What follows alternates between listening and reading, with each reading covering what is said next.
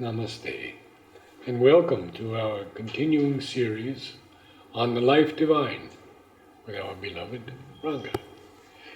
We are still in chapter 19, but coming close to the end. There's a long paragraph, and then another paragraph, and that will end the chapter. So what's the beginning of the This one paragraph? begins with, apart from all other considerations, Right. this conclusion imposes itself. Yeah.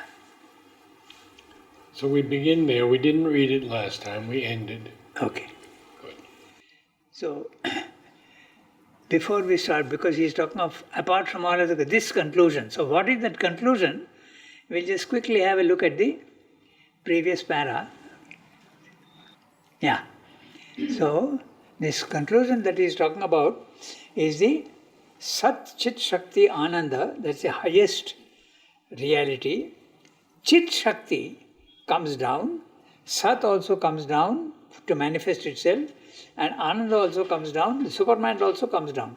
So life is the coming down of Chit Shakti, the consciousness force.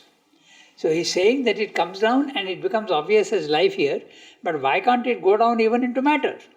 So it'll go right, but into matter it remains unmanifest. It becomes involved in matter. So that's a conclusion that he's talking about. So now we read the para. Apart from all other considerations, this conclusion imposes itself as a logical necessity if we observe even the surface process of the emergence in the light of the evolutionary theme. It is self-evident that life in the plant, even if otherwise organized than in the animal, is yet the same power, marked by birth and growth and death, propagation by the seed, death by decay or malady or violence, maintenance by indrawing of nourishing elements from without, dependence on light and heat, productiveness and sterility, even states of sleep and waking, energy and depression, of life dynamism, passage from infancy to maturity and age. The plant contains, moreover, the essences of the force of life and is therefore the natural food of animal existences. If it is conceded that it has a nervous system and reactions to stimuli, a beginning or undercurrent of submental or purely vital sensations, the identity becomes closer. But still, it remains evidently a stage of life evolution intermediate between animal existence and inanimate matter. This is precisely what must be expected if life is a force evolving out of matter and culminating in mind. And if it is that, then we are bound to suppose that it is already there in matter itself, submerged or latent in the material subconsciousness or inconscience. For from where else can it emerge? Evolution of life in matter supposes a previous involution of it there, unless we suppose it to be a new creation magically and unaccountably introduced into nature. If it is that, it must either be a creation out of nothing or a result of material operations which is not accounted for by anything in the operations themselves or by any element in them which is of a kindred nature. Or conceivably, it may be a descent from above, from some supraphysical plane above the material universe. The first two suppositions can be dismissed as arbitrary conceptions.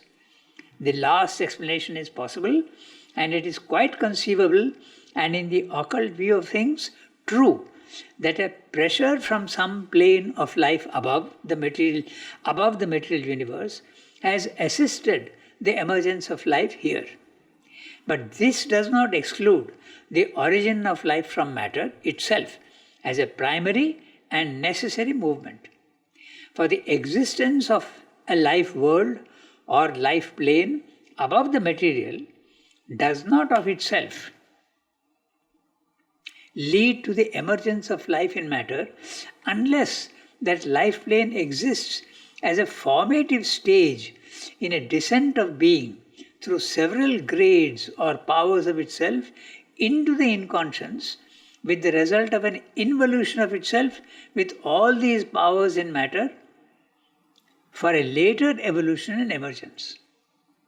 Whether signs of this submerged life are discoverable, unorganized yet or rudimentary in material things, or there are no such signs because this involved life is in full sleep, is not a question of capital importance. The material energy that aggregates, forms and disaggregates is the same power in another grade of itself as that life energy which expresses itself in birth, growth and death, just as by its doing of the works of intelligence in a somnambulist subconscious, it betrays itself as the same power that in yet another grade attains the status of mind. Its very character shows that it contains in itself, though not yet in their characteristic organization or process, the yet undelivered powers of mind and life. Yeah, a very, very long para. And it needs explanation. Yes, so we'll go sentence by sentence. Good. Let's see what he's saying. Basically what he's saying is that it is this Chit Shakti which has come down and manifested itself.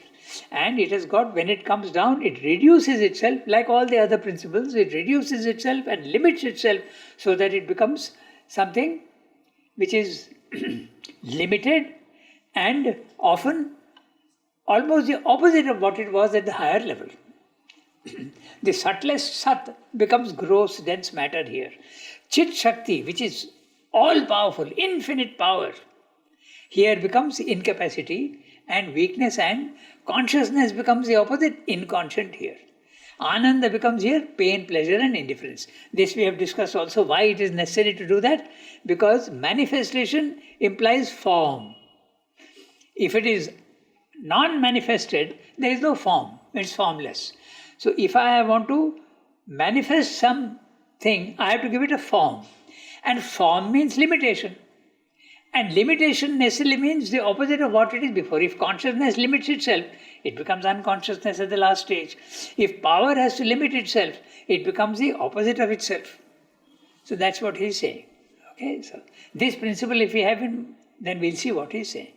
So, apart from all other considerations, this conclusion imposes itself as a logical necessity if we observe even the surface process of the emergence in the light of the evolutionary theme. So he is referring back to evolution. From matter has come out life. This science also is telling. So now the question is, from where is this coming? He has discussed three possibilities.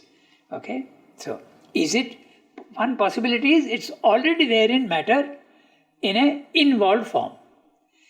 Or there are other two possibilities. Magically it has come by itself. We don't know how, but it has come by itself.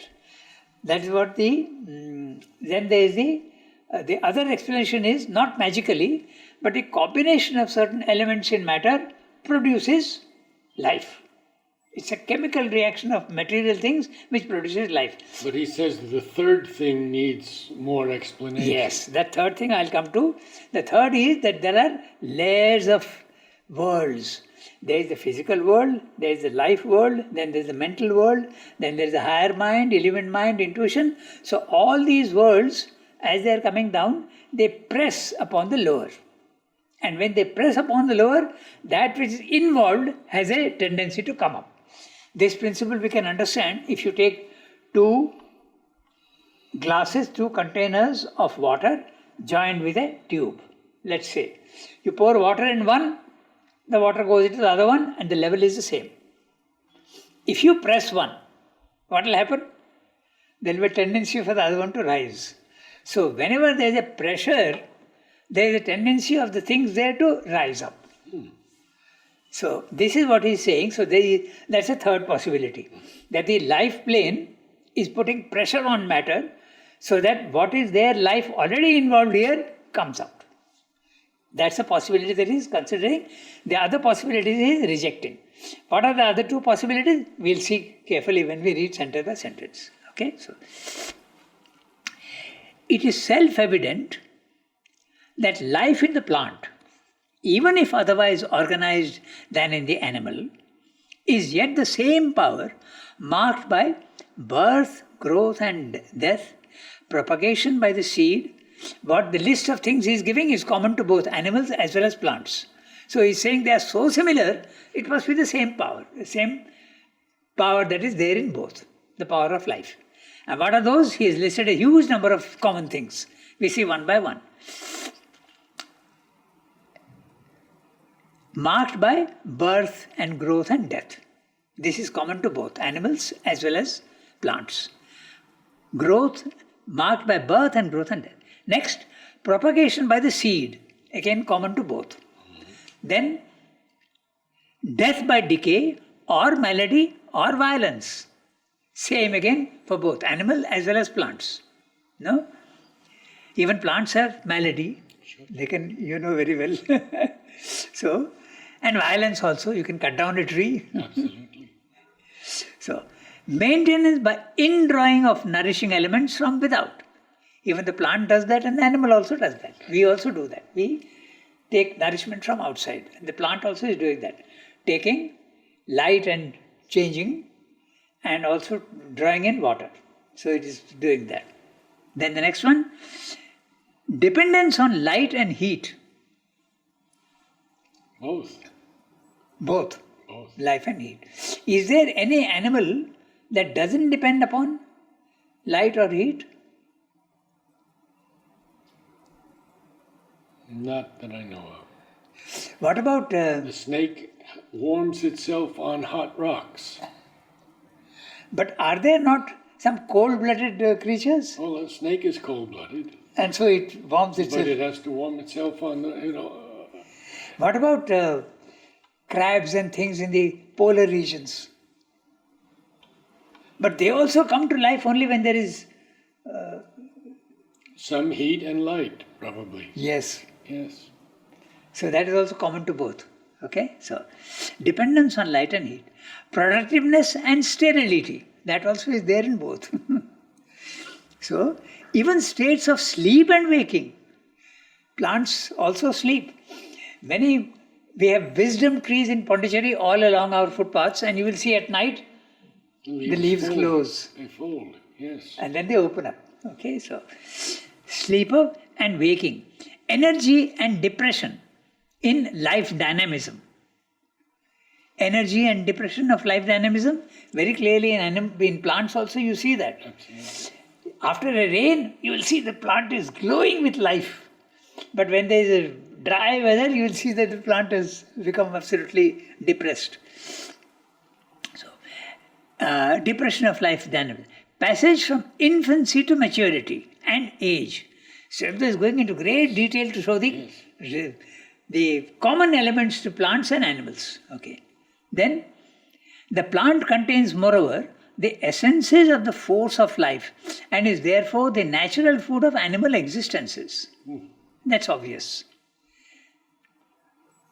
Then, if it is considered that it has a nervous system and reactions to stimuli, a beginning or undercurrent of submental or purely vital sensations, the identity becomes closer. The identity between animals and plants becomes closer if you admit that plants also have a nervous system.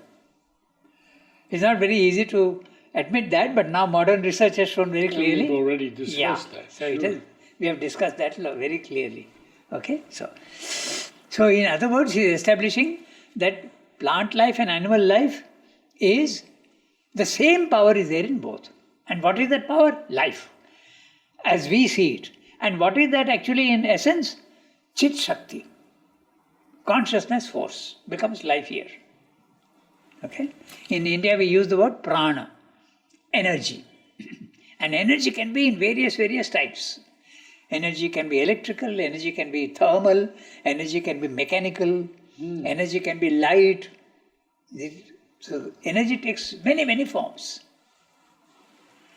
Okay, so and all is prana. Then purely vital, the identity becomes closer. But still it remains evidently a stage of life evolution intermediate between animal existence and inanimate matter. So plant life is something in between matter and animal life. So he is putting inanimate in double quotes because matter is really not inanimate. That's what his meaning. That's why we consider it inanimate, but actually there is life in matter also. So that which is common to animal life and plant life is also there in matter. That's what he is saying. Then this is But precise. naturally, the plant is going to be intermediate between matter and animal. That's right. Yes. That's what he's saying. Okay? So, this is precisely what must be expected if life is a force evolving out of matter and culminating in mind. So, this force which is there in matter, when it comes out, it expresses itself as life. When it comes out even more, it expresses itself as mind. Essentially, it's the same force. Satchidananda. So, then he is saying, if it is not involved, from where is it coming? He is now discussing three possibilities. Or. So we'll discuss each of the possibilities. We'll see what he's saying. No. From where else can it emerge? I am telling you that it is coming from matter, but if it is not coming from matter, from where else can it come? What are the possibilities? So he discusses three possibilities. Evolution of life. Evolution of life in matter supposes a previous involution of it there, unless we suppose it to be a new creation magically and unaccountably introduced into nature. So this is the first possibility. Magically and unaccountably it has come into nature. Let us consider this possibility. That's what he's saying. Then he dismisses it as too far-fetched. Okay? So, if it is that, it must either be a creation out of nothing or a result of material operations which is not accounted for by anything in the operations themselves or by any element in them which is of a kindred nature. So here there are two possibilities. If it is that, unaccountably magically, there are two possibilities. It must either be a creation out of nothing. Simply magically it has come. That's too far-fetched, so he says, logically he is saying what are the possibilities. Then he rejects it. The second possibility is interesting. He is saying, or the result of material operations which is not accounted for by anything in the operations themselves or by an element in them which is of a kindred nature. So this is this sentence, what he is saying here, this phrase is explained by our Charvakas, the Indian materialists. They say that consciousness and life is coming from matter. Then when you say, but how do you explain? Because in matter there is no life. They say, look carefully and you will see, they give the example of chunam. I think we discussed that. Mm-hmm. Take betel leaf, which is green color, and take chunam, which is white color. Put them together, both are material. What does it produce? It produces red color, pan, when you chew it. So if matter is capable of producing something which is not there, apparently, we'll read that sentence again carefully, you will see that. Then it is capable of producing life also. That's the argument being given. So that's what they're saying in very general terms. It must be either a creation out of nothing, that's the second possibility. Third possibility, a result of material operations which is not accounted for by anything in the operations themselves or by an element in them which is of a kindred nature. So, Indian materialists are giving this example of pan and chunam. The scientists are saying chemical reactions of things produces life. So that's the other possibility. So then he comes to the another possibility. Or conceivably, it may be a descent from above, from some supraphysical plane above the material universe. So this is now the real explanation. There is a material world, there is a life world, there is a mental world, and there are other worlds also, one on top of the other. These worlds are pressing. Although there is already involution of life, mind and all this in matter, yet there is a pressure also. It's a double action. One is an involution, the force of involution is pushing it up, there is also a pressure from above. This is an interesting principle because the question arises about the supermind. When we hear that Sri Aurobindo is pulling down the supermind, I used to wonder, why is he pulling down? It is already there in matter. So in evolution it will come up. So what is this business of pulling down? Now you can understand that there are two actions. One is an action of involution. It will come up in good time. But if you press from above, it will come out much faster. So it has to be both. Yes. That's why Sri Aurobindo was pulling it down and pushing it into matter. Otherwise it could take millions of years. Exactly. So this is what he's saying, and that applies to exactly what Sri Aurobindo is doing. With his force and strength, he was pressing down that supermind into matter. Okay? So then he's saying, now he has given you 3-4 possibilities, one by one he's examining. The magically coming into matter, he says it is too far-fetched. We dismiss it. The other one also, out of nothing it is coming, that also is very far-fetched. We dismiss that. The third possibility of the pressure from above, he is examining now that possibility. One thing I'm recalling is that this pulling down is a very difficult thing. Oh, of course. And Ramakrishna tried it, and he was severely affected negatively. That's right. It's not easy to pull down. In fact, it's much easier relatively to go up. And that's what the ascetics do. But when you go up, your consciousness has left the body-mind life and gone up, and you are in bliss. But the body-mind life continues with its old habits and its old imperfections. Sri Aurobindo is saying, pull down that light and that consciousness down into matter.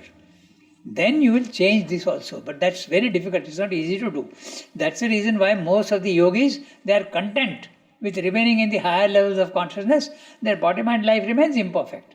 So one who is not sensitive to these things will look at a yogi and not understand that he is living at a higher level of consciousness. He may get angry, he may do all sorts of things, but that's it. Body-mind life which is acting, not the consciousness. The consciousness is above in peace and calm and quiet. So this is the thing that, in fact, one letter to Mother explains this. He's saying, the heavens we have possessed. He is writing to Mother in one letter. The heavens we have possessed, but not yet the earth. That means what powers we have got in the higher planes of consciousness, we have not been able to pull that down and make it practically effective in life. Suppose I know what the truth is. As soon as I come down into my body-mind life, I am not able to apply the truth in life. In other words, falsehood also can come in. Suppose I have realized absolute calm and quiet in the higher planes of consciousness. As soon as I come down into my body, I may have impatience, I may have anger. So this is what is meant by pulling down that higher consciousness into the lower. In fact, the God's labor is regular. Marrying the soil to the sky. His whole, whether it's a poem or whether it's a philosophy or whether it is yoga, this is the theme instead of those main thing. Marry the soil to the sky. I have been digging deep and long mid a horror of filth and mire. Filth and yes, that's right. A bed for the golden river's song. That's right. A home for the deathless fire. The other yogis are very satisfied with that. They say it's very difficult. And why should I spend all my time trying to change my body-mind life? At the end of my life, body will disappear, vital will disappear, mind will disappear. It has no importance. Why should I change that? But Sri Aurobindo is saying integral perfection means you must be able to do that. Because one day, the divine consciousness will be active on earth. So you have to do that also. That's the whole thing. Integral yoga. Integral yoga. Don't give up the lower. That also has to be changed. Okay? So, if it is that, it must either be a creation out of nothing, that we have seen. Okay? So, this pressure from above, it may be a descent from above from some supra-physical plane above the material universe. The first two suppositions can be dismissed as arbitrary conceptions. What are those two? One is producing out of nothing, and the other is magically it is creating. So these are very far-fetched, we can dismiss. The third one, he says, the last explanation is possible, and it is quite conceivable, and in the occult view of things, true, that a pressure from some plane of life above the material universe has assisted the emergence of life here. When there is a pressure from the life world on matter, it helps life to come out earlier.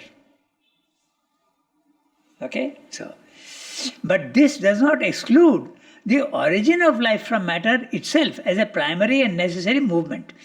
Just because there is a pressure from above doesn't mean that life is not involved in matter. Both, it is there involved as well as the pressure. It's a combination of both the things. That's what he's saying. Okay? But this does not exclude the origin of life from matter itself as a primary and necessary movement.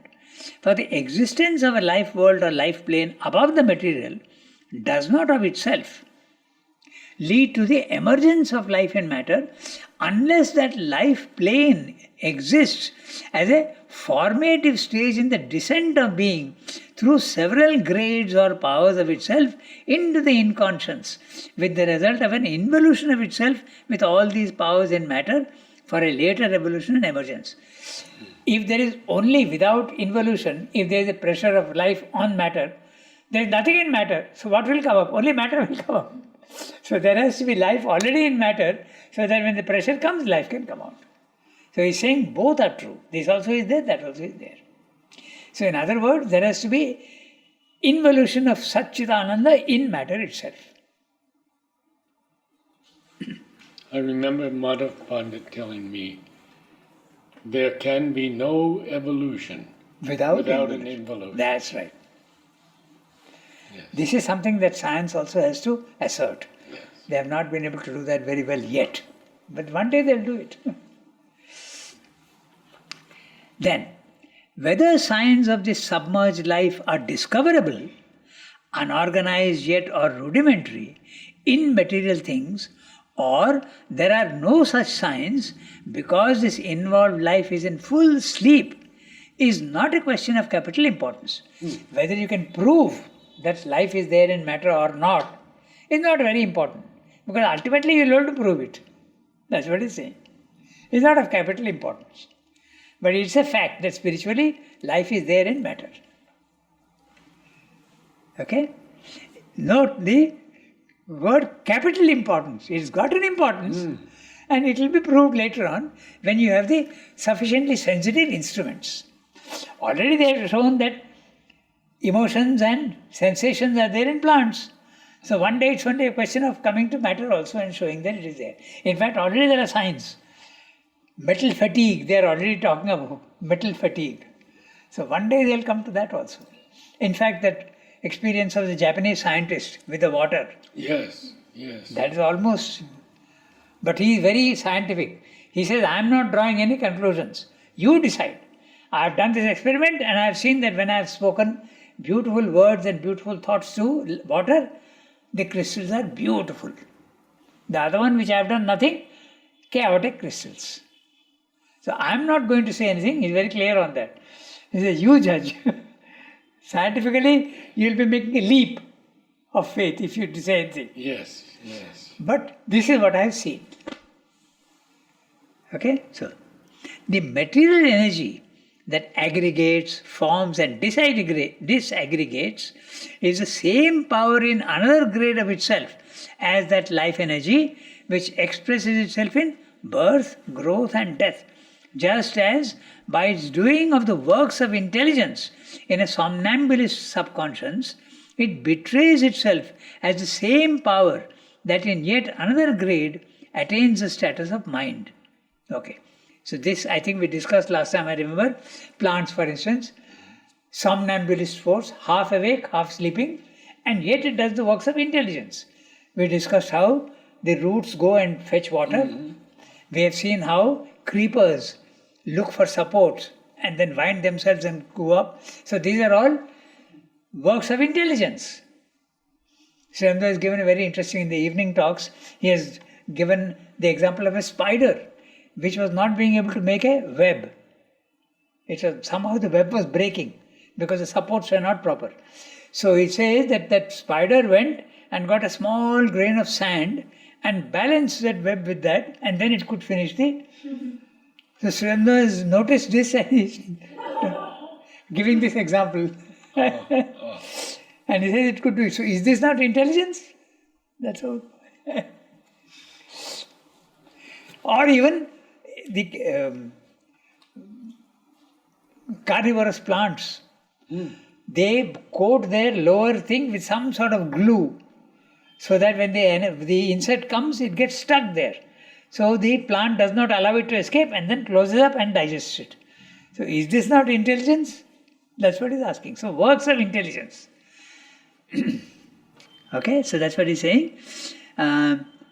It expresses birth, growth, death, just as by doing its works of intelligence in a somnambulist subconscious, it betrays itself as the same power that in yet another grade attains to the status of mind. In the status of mind, this force is conscious. But in plants and in matter, it is unconscious and somnambulist. But it's the same force. Its very character shows that it contains in itself, though not yet in their characteristic organization or process, the yet undelivered powers of mind and life. So in plants and matter, there is this life force which matter has not yet delivered mind and life out of it, but it is there. The whole thing is involution. He's talking of involution. Long para, he has discussed many possibilities, and finally he comes to that there is, in matter is already involved, all the mind, life and all these things are already involved. Now he'll conclude the whole thing. Yeah. Then, shall we see that footnote? We read it last time, but we can see what he's saying again. Birth, growth and death of life are in their outward aspect the same process of aggregation, formation and disaggregation, though more than that in their inner process and significance. Even the ensoulment of the body by the psychic being follows, if the occult view of these things is correct, a similar outward process, for the soul as nucleus draws to itself for birth and aggregates the elements of its mental, vital and physical sheaths and their contents, increases these formations in life, and in its departing drops and disaggregates again these aggregates, drawing back into itself its inner powers, till in rebirth it repeats the original process. So what's happening at the physical level? Atoms are coming, molecules are coming and creating an organism. And at the end of death, these again disaggregate. The psychic being is doing the same. It is collecting a body at the material level, a life at the vital level, and a mind that is collecting all these things and then enters into it. And when it goes out, it again disaggregates them. So what is happening at the physical level is also happening at the spiritual level for the psychic being. That's what he's saying. But when it is going, at the moment of death, it is collecting all the experience that it has got, retaining them within itself. Look at the words carefully. And in its departing, drops and disaggregates again these aggregates, drawing back into itself its inner powers. Whatever experience it has got in this life, it takes the essence and retains. That's how the psychic being grows. That's what he's saying. Many children don't understand how it can grow. So we have to explain to them in this way that, I think we've discussed this earlier also. Suppose you are a soldier in this life. What will be the essence of this life that you will carry forward? The power to conquer difficulties. You will know what is courage. You will know the challenge of obstructions. You will know how to meet them. This is the essence of what you will gather in this life, and you will carry it on to the next life. Suppose you are an artist in this life, the aesthetic element in you will grow. That's what you will collect. So this way, suppose you are a literary person, then you will understand the beauty of literature and that you will absorb. So these things one by one in each life it goes on collecting and growing. And when it grows sufficiently, then the psychic being can express itself even in the life. That's what he's saying in the footnote. That which happens at the material level happens also at the spiritual level. Okay? Life then reveals itself as essentially the same everywhere, from the atom to man. The atom containing the subconscious stuff and movement of being, which are released into consciousness in the animal, with plant life as a midway stage in the evolution. Life is really a universal operation of conscious force acting subconsciously on and in matter. It is the operation that creates, maintains, destroys, and recreates forms or bodies and attempts by play of nervous force, that is to say, by currents of interchange of stimulating energy, to awake conscious sensation in those bodies. In this operation, there are 3 stages. The lowest is that in which the vibration is still in the sleep of matter, entirely subconscious, so as to seem wholly mechanical. The middle stage is that in which it becomes capable of a response, still submental, but on the verge of what we know as consciousness in plants and animals. Okay? On the verge of consciousness. The highest is that in which the life develops conscious mentality in the form of a mentally perceptible sensation, which in this transition becomes the basis for the development of sense mind and intelligence. It is in the middle stage that we catch the idea of life as distinguished from matter and mind. But in reality, it is the same in all the stages and always the middle term between mind and matter, constituent of the latter and instinct with the former. It is an operation of conscious force which is neither the mere formation of substance nor the operation of mind with substance and form as its object of apprehension. It is rather an energizing of conscious being which is a cause and support of the formation of substance and an intermediate source and support of conscious mental apprehension. Life, as this intermediate energizing of conscious being, liberates into sensitive action and reaction, a form of the creative force of existence which was working subconsciously or inconsciently, absorbed in its own substance. It supports and liberates into action the apprehensive consciousness of existence called mind and gives it a dynamic instrumentation so that it can work not only on its own forms but on forms of life and matter.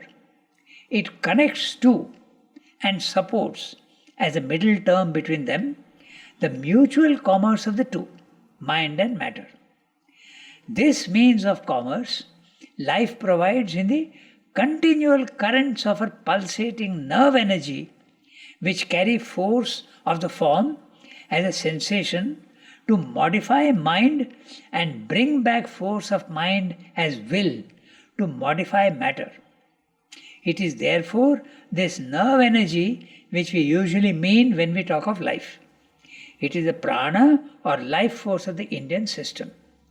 But nerve energy is only the form it takes in the animal being. The same pranic energy is present in all forms down to the atom. Since everywhere it is the same in essence and everywhere it is the same operation of conscious force. Force supporting and modifying the substantial existence of its own forms. Force with sense and mind secretly active, but at first involved in the form and preparing to emerge. Then finally emerging from their involution. This is the whole significance of the omnipresent life that has manifested and inhabits the material universe. Quite complex. We'll have to go sentence by sentence. It's quite a complex thing what he's saying, but very interesting. So we'll have to go sentence by sentence. Shall we start? Yes. Okay. So there is a conclusion, what he's saying. Life then reveals itself as essentially the same everywhere, from the atom to man. This is clear, that life is there. Actually, what he's saying about life is also true of mind, it is also true of Ananda. It is there everywhere. But since he is discussing life, he is concentrating only on life. But what he is saying applies to all the three. Even substance, even matter is there at the highest level, in subtle form. So that which is talking of life applies to all. Life, mind and matter. And even spirit. So, life then reveals itself as essentially the same everywhere, from the atom, which is the lowest, to man. The atom containing the subconscious stuff and movement of being. Now, note the word movement of being. Being here he is using in the sense of substance. You have to understand it that way. The substance is there static. When it starts moving, it creates all these things.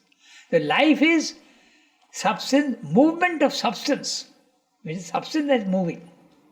There can be no life without movement. Just think a little bit. You will see that everywhere there is movement. Even in the plant which seems to be static, the leaf is growing, the bark is also growing, the roots are constantly acting for water, even the leaves are absorbing the sunlight, the chlorophyll element, everywhere there is movement. So, movement of being is substance which is actually moving. We don't think of it that way, but that's what's happening. So the atom containing the subconscious stuff and movement of being, which are released into consciousness in the animal, with plant life as a midway stage in the evolution. So he is using a very interesting word, which are released into consciousness. So there is this life element which is there in matter, and it releases into consciousness through life. First life, then mind. Okay, so the word release is very interesting. It is there trapped, and it is releasing it. With plant life as a midway stage in the evolution. This is clear.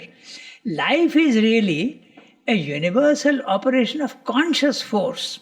Conscious force at the highest level, Chit Shakti. Sat, Chit Shakti, Ananda. That which is the highest, it is an action. Life is an action of conscious force.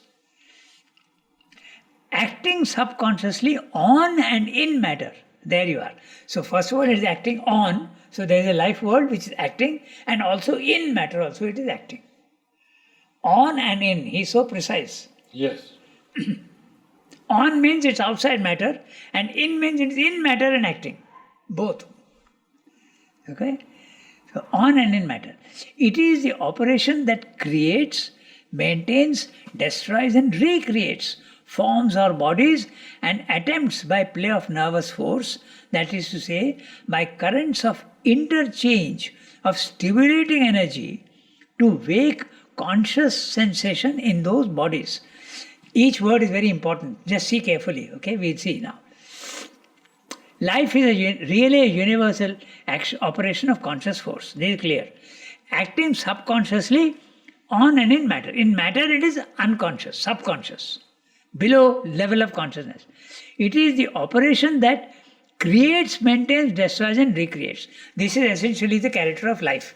Wherever there is life, it will create, maintain, destroy and recreate forms or bodies, and attempts by play of nerve force, that is to say, by currents of interchange of stimulating energy, to awake conscious sensation in these bodies.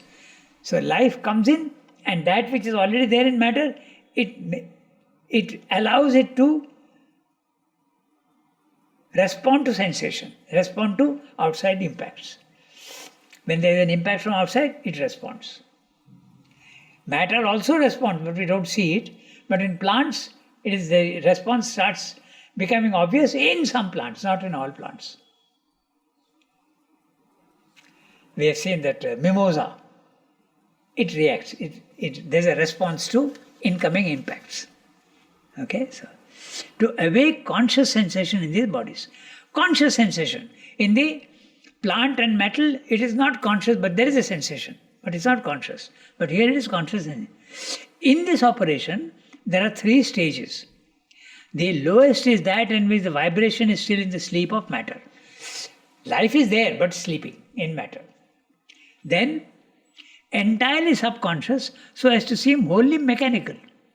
The middle stage is that in which it becomes capable of a response, still submental, but on the verge of what we know as consciousness. This is plant life. The highest is that in which life develops conscious mentality in the form of a mentally perceptible sensation, which in this transition becomes the basis for the development of sense, mind and intelligence. So the 3 stages are matter, life and mind. Everywhere life is there. 3 levels. It is in the middle stage that we catch the idea of life as distinguished from matter and mind. We don't think of matter as life, but it is there. Life we recognize. Now, this is what I mean by life. But it is there in matter. It's there also in mind, but you think of it as something quite different. In the middle stage that we catch the idea of life as distinguished from matter and mind. But in reality, it is the same in all the stages and always a middle term between mind and matter. Constituent of the latter and instinct with the former. Is it clear? Constituent of the latter. Latter is the latter. Matter, latter. Is rhyming. So, instinct with the former. Is constituent of the latter. So, matter is made up of life itself. And instinct with the former. Mind. Yeah. Instinct, it is there. It is an operation of conscious force which is neither the mere formation of substance nor the operation of mind with substance and form as its object of apprehension. This we have to see a little carefully. It's an operation of conscious force. Chit Shakti, which is operating, creating all these 3 things, which is neither the mere formation of substance. Mere formation of such matter. It is not only matter, nor is it only life, it's also mind. That's what he's saying. It's an operation of conscious force which is neither the mere formation of substance nor the operation of mind with substance and form as its object of apprehension. It is rather an energizing of conscious being, substance which is conscious but energizes it, which is a cause and support of the formation of substance and an intermediate source and support of conscious mental apprehension. Yeah. Pretty complex. Okay. But if you think of it in simple terms, mind is there in life, mind is there also in matter. And it is coming up. And life is the in-between, the term. But it is there everywhere. Okay. So, life as this intermediate energizing of conscious being, liberates into sensitive action and reaction a form of the creative force of existence which was working subconsciously or inconsciously, absorbed in its own substance. In matter, which is a substance, this power to create and energize is already there. It comes out in the form of life and mind. That's what it is. It supports and liberates into action. There he used the word release. Now he is using the word, it supports and liberates into action the apprehensive consciousness of existence called mind and gives it a dynamic instrumentation so that it can work not only on its own forms but on forms of life and matter. Now, this dynamic instrumentation are the senses. The dynamic instrumentation are the senses, which allows so it can work not only on its own forms, but on forms of life and matter. When we have senses, we can work on Plants and animals also. But if the senses are not there, then it can't do. Like a plant can't interact with the environment because it doesn't have the instrumentation. But the instrumentation in man has the senses. And when we have the senses, we can interact with the universe. That's what he's saying. And in our Indian psychology, the instrumentation is twofold. Okay? They are very interesting. There are the senses, eyes, ears, nose, tongue and skin. These are what he calls the inferent senses. That means they allow you to interact, the world can interact with you because you have senses. They are called the Jnanendriya, knowledge senses. But you also have instruments by which you can interact with the universe. So the universe is interacting on you and you are interacting with the universe. So when the universe is interacting on you, your senses are allowing the world to interact on you. The world, you can see the world with your eyes, nose, ears. So this is what is the inferent, he calls it the inferent senses. But you can interact also with the world. How? Your hands, your legs, your mouth and the two organs at the lower end of the body. You are interacting with the physical world. These are called karmendriyas. So they are senses, but work senses. And the other one is knowledge senses. In one it is coming in and one it is going out. So this is the instrumentation that he's talking about. Because you have instrumentation, you can work on. See the sentence again, you will see clearly that's what he's saying. So he's saying, called mind and gives it a dynamic instrumentation so that it can work not only on its own forms, that means I can work on my own body and my own form, but on forms of life and matter. I can influence matter and I can also influence life. Because I have instrumentation, dynamic instrumentation. He is using such complex words, but if you go down carefully, you will see that he is only talking about the senses. And in the Western psychology, you don't have the idea of karmendriya. You have only the idea of the jnanendriyas, the incoming senses. But even the hands and legs and mouth, you can influence the world with your mouth, your speech. You can produce effects in the world with your speech. With your hands, your legs and your speech and the two organs at the lower end of the body. You can interact with the world. So these are the dynamic work senses.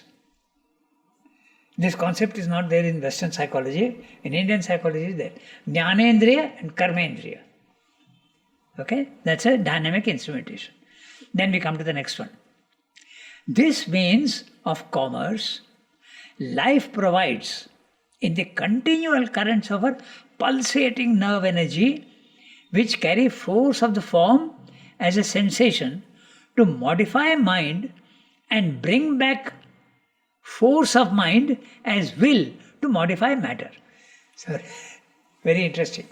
Life is allowing matter to act on mind and also allowing mind to act on matter. No? Yes. If you think about it, your body is matter, okay? And your body is influencing your mind. In fact, if you have an illness, your mind doesn't work very well. And if you have an upset stomach, then your mood also goes spoiled. If you have indigestion, so the matter is interacting with mind, and mind is also capable of interacting on matter. In fact, all science is mind interacting on matter and producing fantastic things. So this is what life is doing. Life is connecting matter and mind. Over here he is using capital M. Yeah. So is he meaning the spiritual levels of mind? Also, it becomes even more powerful. But you don't even need to go that far. Even our mind is capable of acting on, and very dramatically so. Telephones, television, mobiles, all this is the mind interacting on matter. Isn't it? It is therefore this nerve energy which we usually mean when we talk of life. It is the prana or life force of the Indian system. But nerve energy is only the form it takes in the animal being. The same pranic energy is present in all forms, down to the atom. So everywhere life is there, and don't think of it life as we understand it, birth, death, not this way, but the energy, pulsation of energy is there everywhere. And it is very, very obvious in matter there is nuclear energy, which now we have learned how to extract. In sunlight also there is energy, which we now know how to extract. Even in wood there is energy, which we know how to extract. But we have to extract it through a medium. He has talked about last time, directly and indirectly. We have learned how to draw indirectly. But directly, a yogi can do that. He doesn't need a fruit, or he doesn't need instrumentation to draw energy from life and matter. But a yogi can do that. He can draw energy from the universe. There's energy in stones also. Huh? Energy in stones. Yes, that's right. Everywhere there is energy. That's what he's saying. That is there everywhere. We remember the quotation from the Prashna Upanishad. The life energy is sending out its spokes, like from the nave of a wheel, these spokes are going out. So energy is going into matter, energy is going into and pervading the whole universe right up to spirit. At the spirit level, it becomes conscious force. At the matter level, it becomes involved subconscious force. Okay? So, it is present in all forms down to the atom. Since everywhere it is the same in essence, and everywhere it is the same operation of conscious force. Force supporting and modifying substantial existence of its own forms. So this force is there, and the force is creating substantial forms, and these forms are products of its own force.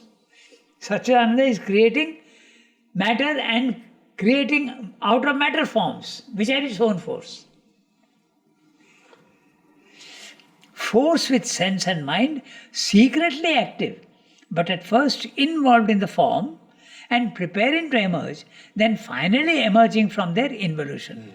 In matter it is involved, in life it is less involved, in mind it is even less involved. Not involved but expressed. That's what he says. So this is life. This is the whole significance of the omnipresent life that is manifested and inhabits the material universe. This is life.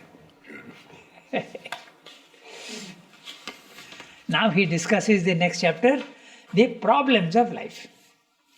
Death, desire, incapacity. That which is conscious force is infinite power and infinite consciousness, but when it manifests, it has to limit itself, and therefore when it comes down here, the triple badge of life, he says. Death, desire, incapacity. There is a triple badge of life. That we'll see next time. Thank you, Ranga. Namaste. So, sometimes language is a little involved.